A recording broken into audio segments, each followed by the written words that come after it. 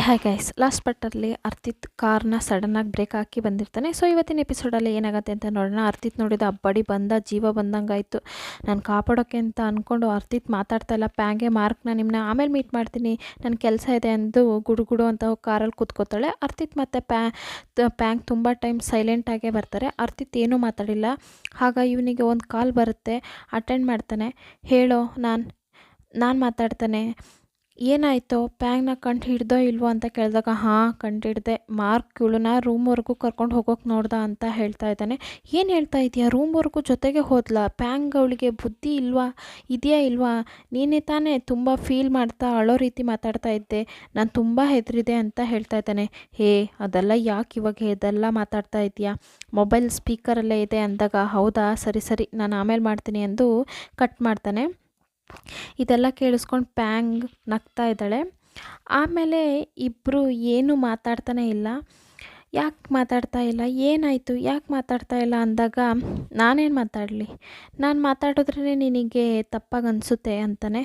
ಸರಿ, ನಾನು ಇವತ್ತು ತುಂಬ ಓವರಾಗಿ ನಿಮ್ಮ ಹತ್ರ ನನ್ನ ಕ್ಷಮಿಸಿ ಅಂತಾಳೆ. ಸರಿ, ನಿಮ್ಮ ಅಪ್ಪ ಅಮ್ಮನ ಕೇಸ್ ಬಗ್ಗೆ ನಿನಗೆ ಗೊತ್ತಾದರೆ ಫೀಲ್ ಮಾಡ್ತೀಯಾ ಅಂತ ನಾವು ಬೇಡ ಅಂದಿದ್ದು. ನೀನು ಬೇಕಾದರೆ ಓಪನ್ ಮಾಡ್ಕೋ ಹಾಗಿದ್ರೆ ಮಾಡ್ಕೋ ಅಂತಾನೆ. ಸರಿ, ಅದೆಲ್ಲ ಇಲ್ಲ, ನನಗೊಂದೇ ಒಂದು ಡೌಟು, ಯಾವುದನ್ನು ಇಟ್ಕೊಂಡು ಅವರೇ ಎವಿಡೆನ್ಸ್ ಇಟ್ಕೊಂಡು ನಮ್ಮ ಅಪ್ಪ ಅಮ್ಮ ತಪ್ಪಾಗಿರೋರು ಅಂತ ಹೇಳ್ತಾ ಇದ್ದಾರೆ. ನಾನು ಸಾಕ್ಷಿ ಹೇಳಿರೋರನ್ನ ಮೀಟ್ ಮಾಡಬೇಕು ಅಂದಾಗ ಸರಿ ಎಂದು ಪೊಲೀಸ್ ಸ್ಟೇಷನ್ಗೆ ಅರ್ತಿತ್ ಕರ್ಕೊಂಡು ಹೋಗ್ತಾನೆ. ಕರ್ಕೊಂಡು ಹೋಗಿ ಪ್ಯಾಂಗ್ ವಿಟ್ನೆಸ್ ಲಿಸ್ಟಲ್ನೆಲ್ಲ ಕೇಳ್ತಾ ಇದ್ದಾಳೆ. ಆವಾಗ ಒಬ್ಬ ಲೇಡಿನೇ ವಿಟ್ನೆಸ್ ಹೇಳಿರ್ತಾರೆ, ಅವ್ರ ಮನೆಗೆ ಹೋಗಿರ್ತಾರೆ. ಅವ್ರನ್ನ ಮೀಟ್ ಮಾಡೋಕ್ಕೆ ಅಂತ ಆ ಲೇಡಿ ಹೊರಗಡೆ ಬರ್ತಾರೆ. ಬಂದು 8 ವರ್ಷದ ಹಿಂದೆ ಒಂದು ಕೇಸ್ಗೆ ನೀವು ಸಾಕ್ಷಿ ಹೇಳಿದ್ರಿ ಅಂದಾಗ, ಆ ಕೇಸೆಲ್ಲ ಮುಗ್ದೋಗಿ ಯಾವ ಕಾಲ ಆಗಿದೆ, ಇವಾಗೇನಕ್ಕೆ ಬಂದಿದ್ದೀರಾ ಹೋಗಿ ಅಂತಾರೆ. ಪ್ಯಾಂಗ್ ಹಾಗೆ ಲೈಟಾಗಿ ತಿರುಗಿ ನೋಡಿದ್ರೆ ಅಲ್ಲಿ ಮಾರ್ಕ್ ನಿಂತಿದ್ದಾನೆ. ಅವನನ್ನ ನೋಡಿದ್ದೆ ಇವಳಿಗೆ ಸಖತ್ ಭಯ ಆಗ್ತಾ ಇದೆ. ಅರ್ತಿತ್ ಹತ್ರ, ಹಬ್ಬ ಇಲ್ಲಿ ನಿಲ್ಲೋದು ಬೇಡ ಅಂದು ಕರ್ಕೊಂಡು ಹೋಗ್ತಾನೆ. ಇಲ್ಲ, ಅವನು ಏನಕ್ಕೆ ಇಲ್ಲಿಗೆ ಬಂದಿದ್ದಾನೆ ಅಂತ ಇವಳು ಹೇಳ್ತಾ ಇರುವಾಗ, ಯಾರು ಅಂದಾಗ ಮಾರ್ಕ್ ಅಂದಿದ್ದೆ. ಆಗಲೇ ಅರ್ತಿತ್ಗೆ ಗೊತ್ತಾಗೋದು ಮಾರ್ಕ್ ಇಲ್ಲಿಗೆ ಬಂದಿದ್ದಾನೆ ಅಂತ. ನಮ್ಮ ಅಪ್ಪ ಅಮ್ಮನ ಕೊಲೆಗೂ ಇವನಿಗೂ ಏನಾದರೂ ಸಂಬಂಧ ಇರುತ್ತೆ ಅಂತ ಅನ್ನಿಸ್ತಾ ಇದೆ. ಇವನು ಇಷ್ಟು ದೂರ ನನ್ನ ಫಾಲೋ ಮಾಡ್ಕೊಂಡು ಬಂದಿದ್ದಾನೆ ಅಂದರೆ ಇದ್ರ ಹಿಂದೆ ಏನೋ ಇದೆ ಅಂತ ಪ್ಯಾಂಗ್ ಅನ್ಕೊತಾ ಇದ್ದಾಳೆ. ಮನೆಗೆ ಹೋದ್ಮೇಲೆ ಅದನ್ನ ನೆನೆಸ್ಕೊಂಡು ಭಯ ಪಡ್ತಾ ಕೂತಿದ್ದಾಳೆ. ಮೇ ಬಿ ಸಂಬಂಧ ಏನೂ ಇರೋದಿಲ್ಲ, ನನ್ನ ಜೊತೆ ಫ್ಲರ್ಟ್ ಮಾಡೋಕ್ಕೆ ಅಂತಲೇ ಬಂದಿರ್ತಾನೆ ಅಂತ ಅಂದ್ಕೊಂಡಿರ್ತಾಳೆ ಇಷ್ಟು ದಿನ. ಆದರೆ ಇವಾಗ ಅರ್ಥ ಆಗ್ತಾಯಿದೆ, ಕದ ಯಾರೋ ನಾಕ್ ಮಾಡ್ತಾ ಇದ್ದಾರೆ. ತುಂಬ ಹೆದರುತ್ತಾ ಇದ್ದಾಳೆ, ಭಯ ಪಡ್ತಾ ಹೋಗಿ ಯಾವಾಗಲೂ ಡೋರ್ ಓಪನ್ ಮಾಡುವಾಗ ಹಾಗೆ ಓಪನ್ ಮಾಡೋಳು ಇವಾಗ ಯಾರು ಅಂತ ಕೇಳ್ತಿದ್ದಾಳೆ. ನಾನು ಅರ್ತಿತ್ ಅಂತಾನೆ. ಅದ್ರ ಮೇಲೆ ಡೋರ್ ಓಪನ್ ಮಾಡ್ತಾಳೆ. ತೆಗೆದ ಮೇಲೆ, ನಾನು ಇಲ್ಲೇ ನಿನ್ನ ಜೊತೆನೇ ಸ್ಟೇ ಮಾಡ್ಕೊಳ್ಳ ಅಂತ ಕೇಳ್ತಾ ಇದ್ದಾನೆ. ಇವಳು, ಹಬ್ಬ ಬಂದಿಯಲ್ಲ ಸಾಕು ಅಂದ್ಕೊಂಡು ಜಾಗ ಬಿಡ್ತಾಳೆ. ಹೆದರುತ್ತಾ ಕೂತಿರೋದು ನೋಡಿ, ಹಿಂಗೆ ಯಾಕೆ ಕೂತಿದ್ಯಾ, ಹೋಗು ಫ್ರೆಶ್ ಅಪ್ ಆಗಿ ಬಾ ಅಂತಾನೆ. ನೀವು ಫಸ್ಟ್ ಹೋಗಿ, ನೀವು ಹೋಗಿ ಫ್ರೆಶ್ ಅಪ್ ಆಗಿ ಬನ್ನಿ ಅಂದಾಗ ಇಬ್ಬರು ಫ್ರೆಶ್ ಆಗಿ ಬಂದು ಕೂತ್ಕೋತಾರೆ. ಪ್ಯಾಂಗ್ ಒಂಥರ ಇರೋದು ನೋಡಿ, ನೀನು ಹೆದರು ಬೇಡ, ಎಲ್ಲನೂ ಸರಿಯಾಗುತ್ತೆ, ನಾನು ಯಾವಾಗಲೂ ನಿನ್ನ ಜೊತೆನೇ ಇರ್ತೀನಿ ಅಂತ ಸಮಾಧಾನ ಮಾಡ್ತಾನೆ. ನಾನು ನಿಮ್ಮ ಹತ್ರ ಒಂದು ವಿಷಯಕ್ಕೆ ಹೇಳಬೇಕು ಅಂತ ಹೇಳೋಕೆ ಬರ್ತಾಳೆ. ಇವಳು ಮಾರ್ಕ್ ಬಗ್ಗೆ ಹಾಗೆ ಅನ್ಕೊತಾನೆ ಸ್ಟಾಪ್ ಮಾಡ್ತಾಳೆ. ಆ ವಿಷಯ ಕನ್ಫರ್ಮ್ ಆದಮೇಲೆ ಹೇಳ್ತೀನಿ ಅಂತಾಳೆ. ಸರಿ, ನೀನು ಕನ್ಫರ್ಮ್ ಆದಮೇಲೆ ಹೇಳು ಅಂತಾನೆ. ಇಷ್ಟು ದಿನ ನಾನು ನಮ್ಮ ಅಪ್ಪ ಅಮ್ಮನ ಕೊಲೆ ಮಾಡ್ದವನ ಜೊತೆನೇ ಸುತ್ತಾ ಇದ್ನ ಅಂತ ಮಾರ್ಕ್ ಬಗ್ಗೆ ಥಿಂಕ್ ಮಾಡ್ತಾ ಇದ್ದಾಳೆ. ಅರ್ತಿತ್ ಕೈನ ಹಾಗೆ ತುಂಬ ಟೈಟಾಗಿ ಹಿಡ್ಕೋತಾಳೆ. ಇವನಿಗೆ ನಿದ್ದೆನೇ ಬರ್ತಾ ಇಲ್ಲ. ಥಿಂಕ್ ಮಾಡ್ತಾನೆ ಇದ್ದಾಳೆ, ನೀನು ಈ ಥರ ಯೋಚನೆ ಮಾಡ್ತಾ ಇದ್ದರೆ ಕೊಲೆಗಾರನ ಹೆಂಗೆ ಕಂಡುಹಿಡಿಯೋದು, ಚೆನ್ನಾಗಿ ನಿದ್ದೆ ಮಾಡಿ ಫ್ರೆಶ್ ಆಗಿದ್ದರೆ ತಾನೇ ಕಂಡುಹಿಡಿಯೋಕ್ಕಾಗೋದು ಅಂತ ಇದ್ದಾನೆ. ನೀವು ಪಕ್ಕದಲ್ಲಿದ್ದರೆ ನನಗೆ ಯಾವ ಭಯನೂ ಇಲ್ಲ, ಇವಾಗಲೇ ನಾನು ಸ್ವಲ್ಪ ಧೈರ್ಯವಾಗಿ ಫೀಲ್ ಮಾಡ್ತಾ ಇದ್ದೀನಿ ಅಂತ ಹೇಳ್ತಾ ಇದ್ದಾಳೆ. ಅರ್ತಿತ್ ಕೈನ ಹಿಡ್ಕೊಂಡಿದ್ದಾಳೆ. ಸರಿ, ನಿದ್ದೆ ಮಾಡು, ನೀನು ನಿದ್ದೆ ಮಾಡಿದ್ರೆ ನಾನು ನಿದ್ದೆ ಮಾಡೋದು ಅಂತ ಇದ್ದಾನೆ. ಆಗ ಪ್ಯಾಂಗ್ ಒಂದು ವಿಷಯನ ಯೋಚನೆ ಮಾಡ್ತಾ ಇದ್ದಾಳೆ. ಆಂಟಿ ಅರ್ತಿತ್ ಅಮ್ಮ ಪ್ಯಾಂಗೆ ಪಠಾರ್ ಅಂತ ಹೊಡೆದಿರ್ತಾರೆ ಅಲ್ವಾ, ನನ್ನ ಮಗನ ಹಿಂದೆ ಬರಬೇಡ ಅಂತ. ಅದೆಲ್ಲ ಯೋಚನೆ ಮಾಡಿ, ಅಯ್ಯೋ ಪರವಾಗಿಲ್ಲ, ನನಗೆ ಅರ್ತಿತ್ತೇ ಮುಖ್ಯ ಅಂದು ಪಕ್ಕದಲ್ಲಿ ಮಲ್ಕೋತಾಳೆ. ಅವನು ಹಾಗೆ ಹಗ್ ಮಾಡ್ಕೊತಾನೆ. ಬೆಳಗ್ಗೆ ಎದ್ದು ನೋಡಿದರೆ ಪ್ಯಾಂಗ್ ಇಲ್ಲ. ಅದನ್ನ ಇವನು ಎಲ್ಲ ಜಾಗದಲ್ಲೂ ನೋಡ್ತಾ ಇದ್ದಾನೆ. ಆವಾಗಲೇ ಹೇಳಿರ್ತಾಳೆ ಅಲ್ವಾ, ಒಂದು ವಿಷಯನ ಹೇಳಬೇಕು, ಅದನ್ನ ಕಂಡು ಹಿಡ್ದು ಹೇಳ್ತೀನಿ ಅಂದಿರ್ತಾಳೆ. ಸೊ ಇವಾಗ ಅದ್ರ ಬಗ್ಗೆನೇ ಹೋಗಿರ್ತಾಳೆ ಅಂತ ಇವ್ನು ನೆನ್ಪು ಮಾಡ್ಕೊತಾನೆ. ಅದೇ ಟೈಮ್ಗೆ ಪ್ಯಾಂಗ್ ಅದಕ್ಕಂತಲೇ ಬಂದಿದ್ದಾಳೆ. ಮಾರ್ಕ್ ಮೇಲೆ ಇವಳಿಗೆ ಒಂಥರ ಡೌಟ್ ಬಂದಿದೆ. ಅವನಿರೋ ಹೋಟೆಲ್ಗೆ ಬಂದು ಕೂತಿದ್ದಾಳೆ. ಮಾರ್ಕ್ಗೆ ಕಾಲ್ ಮಾಡಿ, ನಾನು ನಿಮ್ಮನ್ನ ನೋಡೋಕ್ಕೆ ಅಂತ ಹೋಟೆಲ್ಗೆ ಬಂದಿದ್ದೀನಿ, ನಾನು ಬರಲಾ ಅಂತ ಕೇಳ್ತಾ ಇದ್ದಾಳೆ. ಇಲ್ಲ, ನಾನು ಹೊರಗಡೆ ಬಂದಿದ್ದೀನಿ, ನೀನು ವೆಯ್ಟ್ ಮಾಡು, ನಾನು ರಿಸೆಪ್ಷನ್ನಲ್ಲಿ ಹೇಳಿ ಬೀಗ ಕೊಡೋಕೆ ಹೇಳ್ತೀನಿ ಅಂತ ಹೇಳ್ತಾನೆ ಅಂತ ಇವಳು ಎದುರು ನೋಡಿರ್ತಾಳೆ. ಆದರೆ ಮಾರ್ಕ್ ಹಾಗೆ ಹೇಳಿರಲ್ಲ. ನಾನು ಹೊರಗಡೆ ಹೋಗಿದ್ದೀನಿ, ವೆಯ್ಟ್ ಮಾಡು ಅಂತ ಅಷ್ಟೇ ಹೇಳಿರ್ತಾನೆ. ಇವಳು ಅಲ್ಲಿಗೆ ಹೋಗಿ ರಿಸೆಪ್ಷನಲ್ಲಿ ಬೀಗ ಇಸ್ಕೊಂಡು ರೂಮ್ಗೆ ಹೋಗ್ತಾ ಇದ್ದಾಳೆ. ಅಲ್ಲಿ ಏನಾದರೂ ಎವಿಡೆನ್ಸ್ ಇದೆಯಾ ಅಂತ ಸುತ್ತಿ ಸುತ್ತಿ ಹುಡುಕ್ತಾ ಇದ್ದಾಳೆ. ಎಲ್ಲೂ ಆ ಎವಿಡೆನ್ಸ್ ಸಿಗ್ತಾ ಇಲ್ಲ. ಲಾಸ್ಟಲ್ಲಿ ಒಂದು ಬಾಕ್ಸ್ನ ತೆಗೆದು ನೋಡ್ತಾ ಇದ್ದಾಳೆ. ಅದರಲ್ಲಿ ಮಾರ್ಕ್ ಫೋಟೋ ಇದೆ. ಆ ಫೋಟೋ ಹಿಂದೆ ಅವನ ಟ್ಯಾಟೂ ಇದೆ. ಆ ಟ್ಯಾಟೂನ ನೋಡಿದರೆ ಇವಳಿಗೆ ಗೊತ್ತಾಗುತ್ತೆ ಇವರು ಅಮ್ಮನ ಜೊತೆ ಅಫೇರಲ್ಲಿದ್ದವನು ಮಾರ್ಕೆ ಅಂತ. ಆ ಫೋಟೋನ ನೋಡಿ ತುಂಬ ಶಾಕ್ ಆಗ್ತಾಳೆ. ಯಾಕೆ ಇಷ್ಟು ದೂರ ಬಂದ್ಲು, ಆ ವಿಷಯನ ಕಂಡುಹಿಡಿದ್ಲು. ಸರಿ, ಇನ್ನೂ ಏನಾದರೂ ಎವಿಡೆನ್ಸ್ ಇದೆಯಾ ನೋಡಬೇಕು ಅಂದ್ಕೊಂಡು ಹೋಗದೆ ಅಲ್ಲೇ ಹುಡುಕ್ತಾ ಇರ್ತಾಳೆ. ಅವಳಿಗೆ ಏನೂ ಸಿಕ್ಕಿಲ್ಲ. ಅರ್ತಿ ಥಿಂಕ್ ಮಾಡ್ತಾ ಇದ್ದಾನೆ, ಸರಿಯಾದ ಮೆಂಟಲ್ ಸವಾಸ, ಮೊಬೈಲ್ನೂ ತೆಗಿತಾ ಇಲ್ಲ, ಎಲ್ಲಿಗೆ ಹೋಗಿ ಸತ್ಲೋ ಅಂತ ಗೊತ್ತಿಲ್ಲದೆ ಇವನು ಒಂದು ಕಡೆ ಟೆನ್ಷನಾಗಿ ಪ್ಯಾಂಗ್ನ ಹುಡುಕ್ತಾ ಇದ್ದಾನೆ.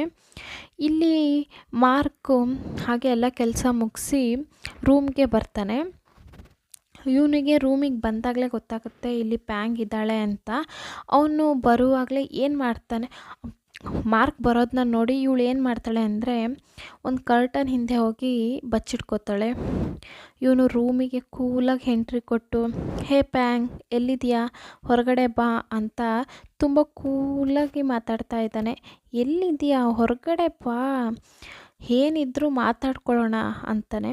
ಪ್ಯಾಂಗ್ ತುಂಬ ಹೆದರಿ ಕರ್ಟನ್ ಹಿಂದೆನೇ ನಿಂತಿದ್ದಾಳೆ. ಸಿಕ್ಕಾಕೊಂಡ್ರೆ ಅಷ್ಟೇ ಅಂದು ತುಂಬ ಹೆದರುತ್ತಾ ಇದ್ದಾಳೆ. ಒಂದು ಲೆವೆಲ್ಗೆ ಇವಳು ಹೆದರಿ ಹೊಡೋಗಿ ಬಾತ್ರೂಮಲ್ಲಿ ಹೋಗಿ ಡೋರ್ನ ಲಾಕ್ ಮಾಡಿ ಕೂತ್ಕೋತಾಳೆ. ಇವನು ಎಲ್ಲ ಜಾಗದಲ್ಲೂ ನಿಧಾನವಾಗಿ ಕೂಲಾಗೆ ಹುಡುಕ್ತಾ ಇದ್ದಾನೆ. ಸಿಗೋದೇ ಇಲ್ಲ. ಇದ್ರ ಮೇಲೆ ಸಿಕ್ಬಿದ್ರೆ ಚಟ್ನಿನೇ ಎಂದು ಏನು ಮಾಡ್ತಾಳೆ ಅಂದರೆ ಅರ್ತಿತ್ಗೆ ಕಾಲ್ ಮಾಡ್ತಾಳೆ. ಅವ್ನು ಕಾಲ್ ಅಟೆಂಡ್ ಮಾಡಿದ್ದೆ ಬಾಯಿಗೆ ಬಂದಂಗೆ ಬೈತಾ ಇದ್ದಾನೆ, ನಿನಗೆ ಸ್ವಲ್ಪನಾದರೂ ಬುದ್ಧಿ ಇದೆಯಾ ಇಲ್ವಾ, ಎಲ್ಲಿಗೆ ಹೋಗಿದ್ಯಾ ಅಂದಾಗ, ನಾನು ಮಾರ್ಕ್ ರೂಮ್ಗೆ ಬಂದೆ, ಮಾರ್ಕ್ ಬಂದಿದ್ದಾನೆ, ನನಗೆ ತುಂಬ ಭಯ ಆಗ್ತಾಯಿದೆ, ನೀ ಬಂದು ನನ್ನ ಕಾಪಾಡು ಅಂತಿದ್ದಾಳೆ. ಸರಿ, ನೀನು ಅಲ್ಲೇ ಇರು, ನಾನು ಬರ್ತೀನಿ ಅಂದು ಬರ್ತಾ ಇದ್ದಾನೆ. ಮಾರ್ಕ್ ಕಂಡಿಡ್ತಾನೆ ಬಾತ್ರೂಮ್ ಲಾಕ್ ಆಗಿದೆ, ಇವಳು ಬಾತ್ರೂಮಲ್ಲೇ ಇದ್ದಾಳೆ ಅಂತ. ಇವನು ಏನೋ ಒಂದು ಟ್ರಿಕ್ನ ಯೂಸ್ ಮಾಡಿ ಡೋರ್ ಓಪನ್ ಮಾಡಿ ಒಳಗಡೆ ಬಂದು ಕೂತ್ಕೋತಾನೆ. ಏನಾಯಿತು ಬಂಗಾರ, ನನ್ನ ಹತ್ರ ಹೇಳಿದ್ರೆ ನಾನು ಸಾಲ್ವ್ ಮಾಡ್ತಿದ್ದೆ ಅಲ್ವಾ, ನೀ ನನ್ನ ಕೀಲ್ ಕಷ್ಟಪಡ್ತಾ ಇದೆಯಾ, ಬಾ ಮಾತಾಡೋಣ ಅಂತ ಶೋಲ್ಡರ್ ಮೇಲೆ ಕೈ ಹಾಕ್ಕೊಂಡು ಕರ್ಕೊಂಡು ಹೋಗ್ತಾನೆ. ಇವಳಿಗೆ ಫೀಸ್ ಔಟು, ನೀನು ಹೇಳಿದ್ರೆ ನಾನು ರೂಮ್ ಸುತ್ತಿ ತೋರಿಸಲ್ವಾ, ಇದೆಲ್ಲ ಎಂಥ ಕೆಲಸ ಅಂತ ಕೂಲಾಗಿ ಮಾತಾಡ್ತಾ ಇದ್ದಾನೆ. ಬಾ ಊಟ ಮಾಡೋಣ ಅಂದು ಕೂರಿಸಿ ಊಟನ ಸರ್ವ್ ಮಾಡ್ತಾ ಇದ್ದಾನೆ. ಇವನು ಏನೋ ಹಾಗೇ ಇಲ್ಲ ಅನ್ನೋ ಥರ ಊಟನ ಮಾಡ್ತಾ ಇದ್ದಾನೆ. ಪ್ಯಾಂಗ್ ಹತ್ರ ಜ್ಯೂಸನ್ನ ಕುಡಿ ಅಂತ ಇದ್ದಾನೆ. ಪ್ಯಾಂಗ್ ಕೇಳ್ತಾಳೆ, ನೀನೇ ತಾನೇ ಅವನು ಹಿಂದೆ ಟ್ಯಾಟೋ ಹಾಕಿರೋದು ಅಂತ ಕೇಳ್ತಾಳೆ. ಹೌದು ನಾನೇ ಅಂತ ಕೂಲಾಗಿ ಹೇಳ್ತಾನೆ. ಮಾರ್ಕ್ ಎದ್ದೋಗಿ ಏನೋ ಪೌಡರ್ ತಂದು ಪ್ಯಾಂಗ್ ಮುಂದೆನೇ ಜ್ಯೂಸಲ್ಲಿ ಮಿಕ್ಸ್ ಮಾಡ್ತಾ ಇದ್ದಾನೆ. ಇದನ್ನ ನೀನು ಕುಡಿ ಅಂತ ಇದ್ದಾನೆ. ನನ್ನ ಜೀವ ಹೋದರೂ ನಾನು ಕುಡಿಯೋದಿಲ್ಲ ಅಂತ ಇವಳು ಪ್ಯಾಂಗ್ ಹಠ ಮಾಡ್ತಾ ಇದ್ದಾಳೆ. ಈ ಥರನೇ ನಿಮ್ಮಮ್ಮನೂ ಹಠ ಮಾಡ್ತಾ ಇದ್ಲು ಅಂತಾನೆ. ಏನು, ನಮ್ಮಮ್ಮ ಹಠ ಮಾಡ್ತಾ ಇದ್ರಾ ಅಂತ ಅವನ ಮುಖನೇ ನೋಡ್ತಾ ಇದ್ದಾಳೆ. ಹೌದು, ನಿಮ್ಮಮ್ಮನೂ ನಿನ್ನ ಥರನೇ ತುಂಬ ಹಠ ಮಾಡ್ತಾ ಇದ್ಲು, ನಿನ್ನ ಥರನೇ ನಾನು ಹೇಳೋದನ್ನ ಕೇಳ್ತಾನೆ ಇರಲಿಲ್ಲ, ಅದಕ್ಕೆ ನಾನು ಅವಳನ್ನ ಕೊಲೆ ಮಾಡಿದೆ ಅಂತ ಇವನು ಹೇಳ್ತಾ ಇದ್ದಾನೆ. ಇವಳು ಶಾಕ್ ಆಗ್ತಾಳೆ. ಏನು ನಡೀತು ಅಂತ ಕೇಳ್ತಾಳೆ. ಏನಾಯ್ತಾ, ನಿಮ್ಮ ಅಮ್ಮ ನನ್ನ ಜೊತೆ ಅಫೇರಲ್ಲಿದ್ಲು, ದಿಢೀರಂತ ನನ್ನ ಗಂಡ ಮುಖ್ಯ, ನನ್ನ ಮಗಳೇ ಮುಖ್ಯ ಅಂತ ಹೋದ್ಲು, ಹಾಗಾದರೂ ನನ್ನ ಮೇಲೆ ಇಟ್ಟಿದ್ದ ಲವ್ ಸುಳ್ಳ. ನಾನು ತುಂಬ ಕೋಪಪಟ್ಟೆ, ಅವಳು ಕಾಲಲ್ಲಿ ಬಿದ್ದು ಬೇಡಿದೆ, ಆದರೆ ಅವಳು ಕೇಳಲೇ ಇಲ್ಲ. ಅದರಿಂದ ಏನು ಮಾಡಿದೆ ಅಂದರೆ ಒಂದು ಕತ್ತಿ ಇದೆಯಲ್ಲ, ಆ ಕತ್ತಿ ತೆಗೆದು ಅವಳ ಹೊಟ್ಟೆಗೆ ಹಿಂಗೆ ಇಟ್ಟು ಹಿಂಗೆ ಚುಚ್ಚಿದೆ ಅಂತಲ್ಲ ರಿಯಾಕ್ಷನಲ್ಲಿ ತೋರಿಸ್ತಾ ಇದ್ದಾನೆ. ಇವಳಿಂದ ಅದನ್ನ ನೋಡೋಕ್ಕಾಗ್ತಾಯಿಲ್ಲ. ದಯವಿಟ್ಟು ನಿಲ್ಲಿಸು, ಈ ಥರ ಎಲ್ಲ ಮಾಡಬೇಡ ಅಂತ ಅಳ್ತಾನೆ ಹೇಳ್ತಾ ಇದ್ದಾಳೆ. ಅವನು ನಾನು ಅರ್ಥ ಮಾಡ್ಕೊಳ್ದೆ ಬಿಟ್ಟೋದ್ಲು. ನೀನು ಒಬ್ಬಳೇ ಇದೆಯಾ, ನಾನು ಒಬ್ಬನೇ ಇದ್ದೀನಿ, ನಾನು ನಿನ್ನ ಭದ್ರವಾಗಿ ನೋಡ್ಕೊತೀನಿ, ನೀನು ನನ್ನವಳು ಅಂತ ಹೇಳ್ತಾ ಇದ್ದಾನೆ. ಇವಳಿಗೆ ಏನು ಮಾಡೋದು ಅಂತ ಗೊತ್ತಾಗದೆ ತುಂಬ ಭಯ ಆಗ್ತಾಯಿದೆ. ಇವನಿಂದ ಹೆಂಗೆ ಎಸ್ಕೇಪ್ ಆಗೋದು ಅಂತ ಗೊತ್ತಾಗದೆ ಏನು ಮಾಡ್ತಾಳೆ ಅಂದರೆ ಜಾಡ್ಸೋದಿದ್ದಾಳೆ. ಅವನು ಹಂಗೆ ದೂರ ಹೋಗ್ತಾನೆ. ನನ್ನೇ ಹೊಡಿತೀಯ ಅಂದು ಇಬ್ಬರು ಮಾತಾಡ್ತಾ ಇದ್ದಾರೆ. ಪ್ಯಾಂಕ್ ಕೈಯಲ್ಲಿ ಕತ್ತಿ ಹಿಡ್ಕೊಂಡು ಪಕ್ಕದಲ್ಲಿ ಬಂದರೆ ನಿನ್ನ ಚುಚ್ಚಿಬಿಡ್ತೀನಿ ಅಂತ ಇದ್ದಾಳೆ. ಅದೆಲ್ಲ ನೋಡಿದೆ ಅವನು, ಏನಮ್ಮ ಕಾಮಿಡಿ ಮಾಡ್ತಾ ಇದೀಯಾ ಅಂತ ಪಕ್ಕದಲ್ಲಿ ಬರ್ತಾನೆ.